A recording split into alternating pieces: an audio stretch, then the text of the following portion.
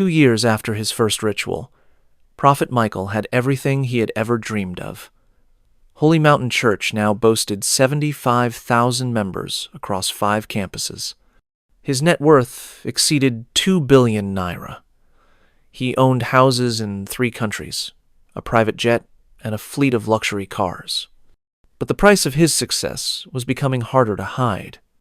The spirits that had promised him power now demanded more than white chickens and palm wine. The consultations had evolved from simple offerings to complex ceremonies that required special materials. "Prophet," Brother Tony explained during one of their monthly meetings, "you have reached a new level of spiritual authority. The forces that govern wealth and power require more sophisticated sacrifices to maintain your anointing." Micheal sat in his plush office overlooking the Port Harcourt skyline, his hands folded on his mahogany desk. He had gained weight from rich food and expensive wine. His simple clothes had been replaced by Italian suits that cost more than most people's annual salary. "What are you saying, Tony?" "The spirits are requesting human elements, Prophet. Not people, of course, just certain parts that carry concentrated spiritual power. Hair, fingernails, blood, and occasionally, for the most powerful blessings, they require heads." Michael's stomach turned cold. "Human heads? Think of it as spiritual medicine, Prophet. Just like doctors use human organs for transplants to save lives, we use human elements for spiritual transplants to save souls. The greater the sacrifice, the greater the power." The twisted logic made sense to Michael's corrupted mind. After all, wasn't he using this power to heal people? Hadn't thousands been blessed through his ministry? If a few had to die so that many could live, wasn't that the same principle Jesus used when he died for humanity? Where would we get these materials? Brother Tony smiled, his now familiar golden smile. "Leave that to us, Prophet. Our network includes certain individuals who can provide what we need. Street children who won't be missed. Old people who are dying anyway. Mad people whose society has already forgotten." Michael's conscience fought against the proposal, but his addiction to power was stronger. Every time he considered backing out, he thought about his global reputation, his international influence, his private jet. How could he maintain all of this without the spiritual backing he had grown dependent on? Just once, he told himself. Just to see if it really works. The first human sacrifice took place in a hidden shrine in the forests of Cross River State. Michael told his family and church that he was going on a private prayer retreat.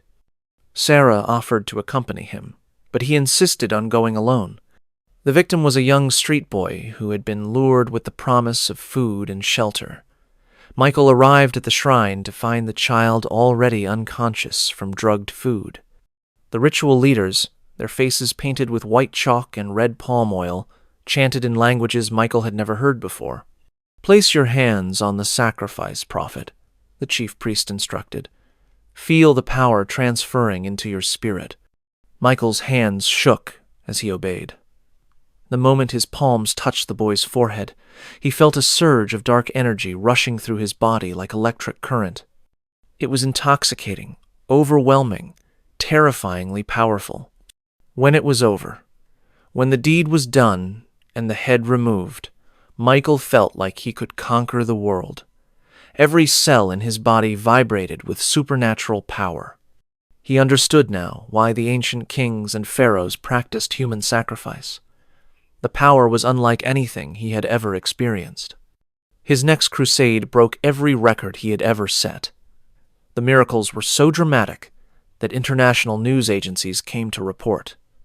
The Nigerian president invited him for a private meeting. The Pope sent him a personal letter of commendation. But the power came with a terrible hunger. Like a drug, it demanded more and more to maintain the same level of effectiveness. Within 6 months, Michael needed another sacrifice, then another, then another. He created an elaborate system to hide his activities. He would announce prayer retreats or international ministry trips, but instead travel to remote locations for ritual ceremonies. He developed a network of contacts who could provide victims without questions asked. He established offshore accounts to fund these operations. Sarah began to notice changes in her husband. He had become distant, secretive, paranoid. He installed security cameras throughout their house. He hired bodyguards. He would disappear for days without explanation. "Michael," she confronted him one evening, "what is happening to you? You are not the man I married." "Nothing is happening to me," he snapped, his eyes flashing with unnatural intensity. "I am just operating at a higher spiritual level than you can understand." "Higher spiritual level?" "Michael, you used to pray with me. You used to read the Bible with me. Now you lock yourself in your study with strange books and objects. You smell like incense and blood when you come home from your trips. You are imagining things, Sarah. Maybe you need deliverance from spirits of suspicion and doubt." The accusation hit Sarah like a slap. Her husband had never spoken to her with such coldness before. She began to pray more fervently, fasting and seeking God's intervention for whatever was happening to her marriage. Michael's children also suffered. His 12-year-old son, David, began having nightmares about his father. His 10-year-old daughter, Grace, became withdrawn and fearful. They could sense the darkness that surrounded their father even when he tried to hide it. "Daddy scares me," Grace confided to her mother one day. "His eyes look different now, like there are other people living inside him." Children, with their spiritual sensitivity, often see what adults miss. Grace was more right than she knew. By his 10th year of ministry, Michael had participated in over 30 ritual murders. Each sacrifice gave him temporary power, but the intervals between ceremonies grew shorter and shorter. The spirits demanded more elaborate rituals, younger victims, more gruesome methods. He had become a slave to the very forces he thought he was using. The irony was that his public ministry appeared more successful than ever. Holy Mountain Church was now the largest single congregation in West Africa. Michael's television program reached 200 million viewers worldwide. His books had sold over 10 million copies in 40 languages. World leaders sought his counsel. Celebrities attended his services. Universities awarded him honorary degrees. He was listed among the 100 most influential Africans alive. But privately, Michael was dying inside. The power that had once filled him with joy now felt like poison in his veins.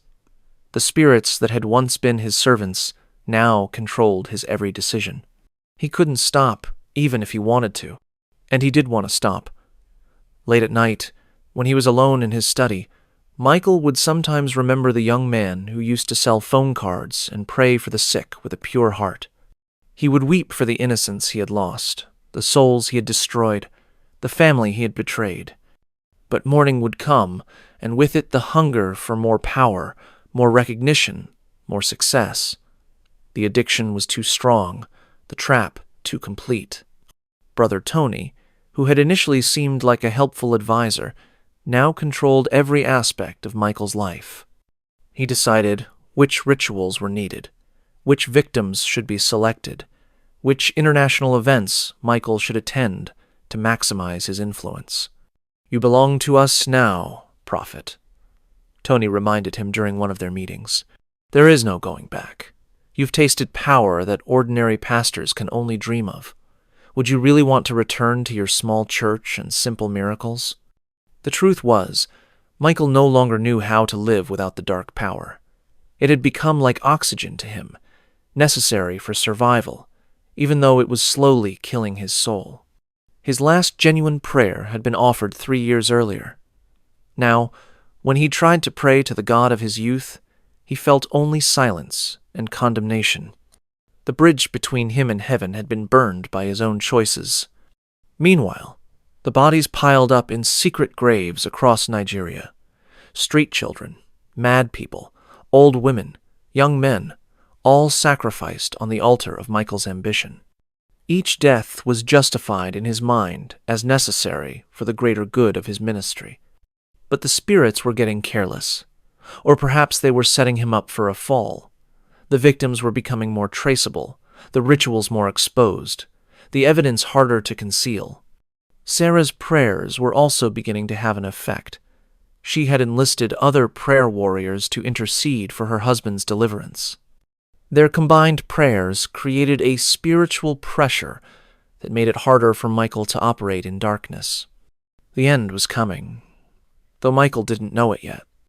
The spirits that had elevated him were preparing to destroy him.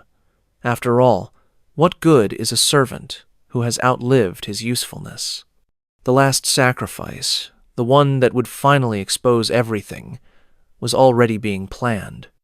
And this time the trap would snap shut on the trapper himself. The beginning of the end came on a rainy Thursday morning in November. Prophet Micheal woke up with an unusual heaviness in his spirit, as if invisible chains were wrapping around his soul. He had been having strange dreams for weeks, dreams where faceless children called his name and pointed accusing fingers at him. Sarah noticed his distress at breakfast. "Micheal, you look terrible. Maybe you should see a doctor." "I don't need a doctor," he snapped, pushing away his plate of food. "I need to pray." But Micheal had forgotten how to truly pray. When he knelt in his private study, surrounded by the ritual objects that had become his spiritual crutches, he felt only emptiness. The spirits that used to speak to him were silent. The power that used to flow through him felt blocked.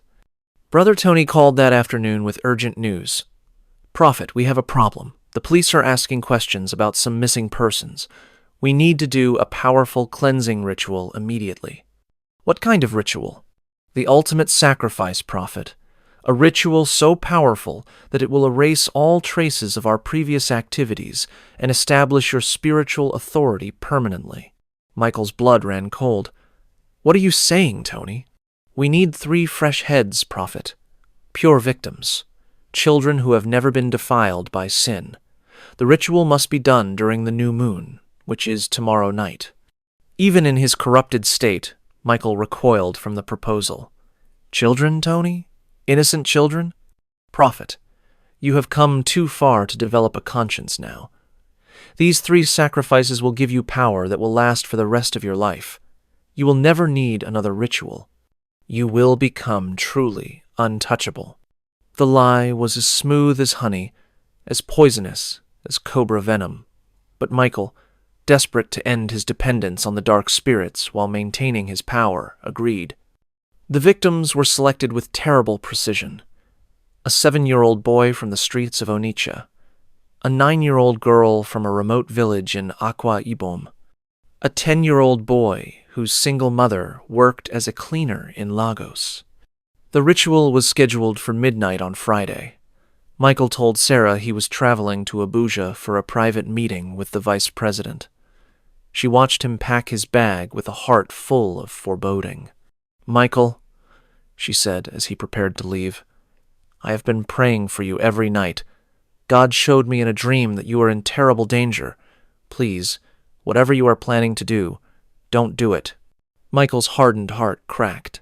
He looked at his wife, the woman who had stood by him through his rise to fame, who had borne his children, who had never stopped loving him despite his transformation into a stranger. "Sarah," he whispered, tears filling his eyes, "pray for me. Pray that God will forgive me." "Forgive you for what, Micheal?" But he was already walking away, carrying the weight of 10 years of terrible secrets. The ritual site was a hidden compound in the forest near Enugu. Micheal arrived to find the 3 children already there, unconscious but alive. They looked so peaceful, so innocent, like angels sleeping. For the first time in years, Michael's conscience screamed in full voice. These were not street children or mad people or forgotten elderly. These were beautiful, pure children who had their whole lives ahead of them. They had parents who loved them, dreams they wanted to pursue, futures that should unfold naturally. "I can't do this," Micheal told Brother Tony. "These children are too young. This is too much." Tony's eyes flashed with anger. "Prophet, you cannot back out now. The spirits have been summoned. The ceremony has begun. If you refuse to complete the ritual, the power will turn against you and destroy everything you have built." "Maybe that would be for the best," Micheal whispered. "What did you say?" "Maybe it would be better if everything was destroyed. Maybe I deserve to lose everything. Brother Tony grabbed Michael by the shoulders. Listen to me, Prophet. You have killed over 30 people to get where you are. If you stop now, all those deaths will be meaningless. You will lose your church, your wealth, your reputation, and you will still go to hell for what you have already done. The only way forward is through. The twisted logic worked on Michael's tormented mind. He was already damned, so what difference would 3 more deaths make? At least this way, he could secure his earthly kingdom, even if he had lost his heavenly one. The ceremony began at midnight, with chanting and dancing around a blood-stained altar. The chief priest, his face painted with white chalk and red palm oil, raised a sharp machete toward the star-filled sky. Great spirits of power and dominion, he chanted, accept these pure offerings and grant your servant unlimited authority over the hearts and minds of men. Michael stood beside the altar, his hands shaking, his heart pounding like a drum in his chest. The first child, the 7-year-old boy from Onitsha, was placed on the stone surface. Place your hands on the sacrifice, Prophet, the priest commanded. Receive the power that flows from innocent blood. Michael reached forward, then stopped. The child's face, peaceful in unconscious sleep, suddenly reminded him of his own son, David. What if this were David on the altar? What if some other power-hungry man were about to kill his child for ritual purposes? I can't, Michael said, stepping back. I won't do this. You must, Prophet. The ceremony has begun. It cannot be stopped. But Michael was already running. Something deep inside him, perhaps the last spark of the man he used to be, had finally awakened. He ran through the forest like a man possessed, branches tearing at his expensive clothes, thorns cutting his face. Behind him, he could hear Brother Tony and the ritual priests shouting curses, calling on the spirits to pursue him and destroy him for breaking the sacred ceremony. Michael ran until he reached his car, then drove like a madman back to Port Harcourt. All night he drove, his mind racing with fear and regret. What had he done? What had he become? How could he have fallen so far from the young man who used to pray for the sick with a pure heart? But the spirits were not finished with him. The next morning, Michael woke up to find 3 black plastic bags in the trunk of his car. Somehow, during the night, the ritual had been completed without him. The 3 children's heads were there, along with a note. You belong to us, Prophet. There is no escape. Michael vomited until there was nothing left in his stomach. The reality of his situation hit him like a physical blow. Even when he tried to do the right thing, the evil he had unleashed continued without him. He was trapped in a web of darkness that he could never escape. He tried to dispose of the heads, but everywhere he went, police officers seemed to appear. It was as if invisible forces were guiding law enforcement to him. The spirits that had once protected him were now exposing him. At exactly 2:47 p.m. on that fateful afternoon, Detective Inspector Johnson received an anonymous tip about suspicious activity near Holy Mountain Church. The caller, whose voice seemed to come from everywhere and nowhere at once, gave specific details about Prophet Michael's car and its gruesome contents. 3 police cars were dispatched immediately. They found Prophet Michael sitting in his white Toyota Prado under the mango tree, staring into space like a man who had seen the end of the world. He made no attempt to run when they approached. He didn't resist when they asked him to step out of the vehicle. When they opened the trunk and discovered the 3 heads, Michael felt a strange sense of relief wash over him. Finally, the terrible secret was out. Finally, he could stop pretending to be a man of God when he had become a servant of darkness. As the handcuffs clicked around his wrists, Michael looked up at the sky and whispered his first genuine prayer in 10 years. God, forgive me. I know I don't deserve it, but please forgive me. The crowd that gathered was heartbroken. These were people who had genuinely believed in Prophet Michael, who had received real miracles through his early ministry, who had trusted him with their souls and their offerings. Sister Grace, who had been barren until Michael prayed for her, wept uncontrollably. How could our Papa do such things?